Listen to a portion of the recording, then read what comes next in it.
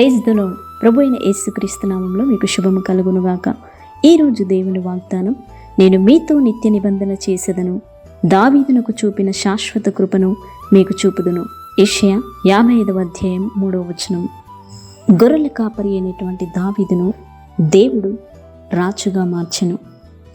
దావీదుని విడుగా తన శాశ్వతమైన కృపతో ఆయన ముందుకు నడిపించెను. ఆయన మాటలను ఆలకించి ఆయన చిత్త ప్రకారం నడుచు మీకు దావీదుకు చూపిన శాశ్వత కృపను మీ ఎడల చూపించును. ఆయన కృపా కనికరం మీకును మీ కుటుంబానికి తోడయుండునుగాక. ప్రార్థన. కృపగల దేవా, కనికరం గల దేవా, మహోన్నతరా, నీకు స్తోత్రములు చెల్లిస్తున్నా. నీవెంతైనా నమ్మదగిన గొప్ప దేవుడవు. నీ కృపను మా ఎడల చూపించండి. నీ కృప ద్వారానే మమ్మల్ని ఇంతవరకు నడిపిస్తున్న గొప్ప దేవుడవు.